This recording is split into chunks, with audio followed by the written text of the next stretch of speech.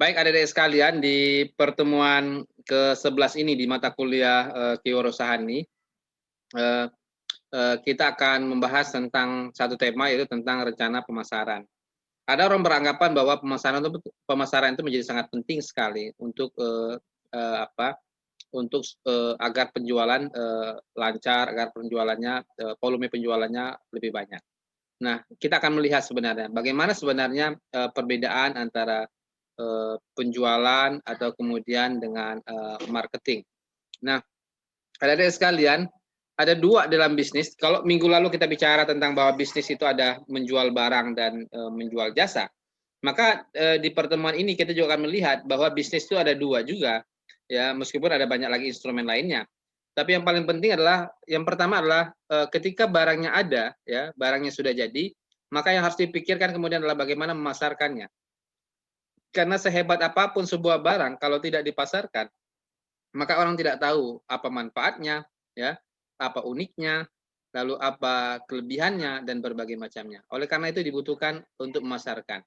Nah, biasanya adalah apa yang dipasarkan? Yang pertama produknya, ya. Produknya harus dipasarkan. Lalu kemudian apa lagi biasanya? Ya, price-nya, harganya juga harus pasarin bahwa harga kami beda dengan harga Anda, beda dengan harga yang lainnya. Apalagi yang dipasarin? Ya, price-nya, tempatnya. Anda bisa beli produk kami di banyak tempat, di mana saja. Pembayarannya juga banyak, bisa pakai cash, bisa pakai debit, bisa macam-macam bla bla berbagai macamnya. Lalu kemudian promosi, ya. Nah, itu bagian daripada marketing, bagian daripada pemasaran. Nah, adik-adik sekalian, nah kalau kemudian dipasarkan, ya, tentu tujuan akhir endingnya adalah bagaimana meningkatkan penjualan. Ya, buat apa kemudian dipasarkan kalau tidak bergerak, tidak berpengaruh pada penjualan.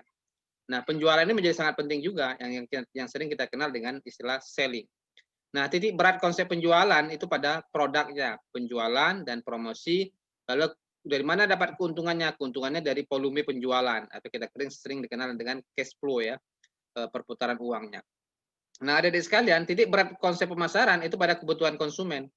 Nah, jadi semakin di pasaran, maka keuntungan melalui kepuasan konsumen. Kalau konsumennya setelah dipasarkan lalu konsumennya puas, maka akan terjadi permintaan barang yang banyak dan berbagai macamnya.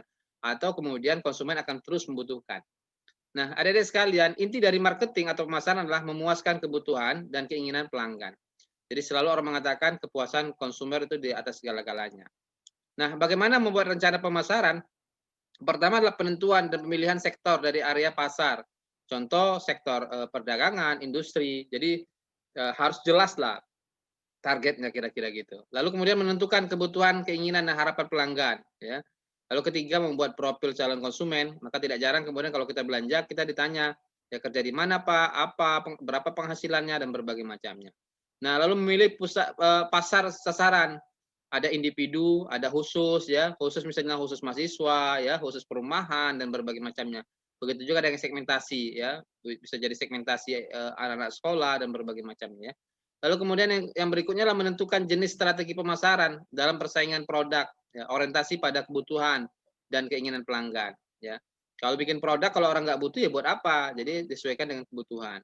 Lalu kemudian orientasi kualitas. Ada juga orang dalam pemasaran itu lebih menekankan kualitas barangnya. Barang kami ini berkualitas loh dan berbagai macamnya. Lalu pada kenyamanan, ya, kecepatan, inovasi, status dan gengsi, teknologi, pelayanan.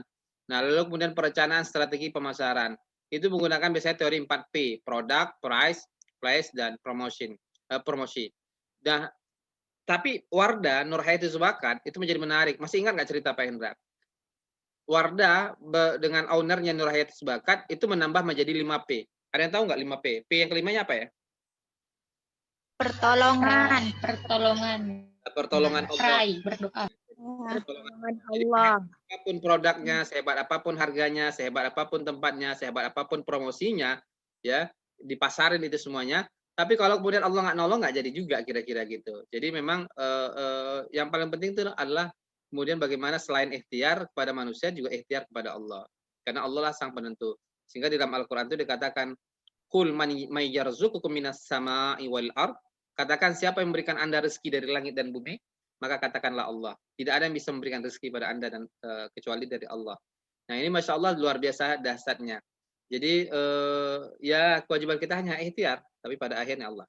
Nah, adik-adik sekalian, lalu kemudian ada kenapa orang sudah bikin pemasaran tapi kok, salah, kok penjualannya tidak bergerak dan berbagai macamnya.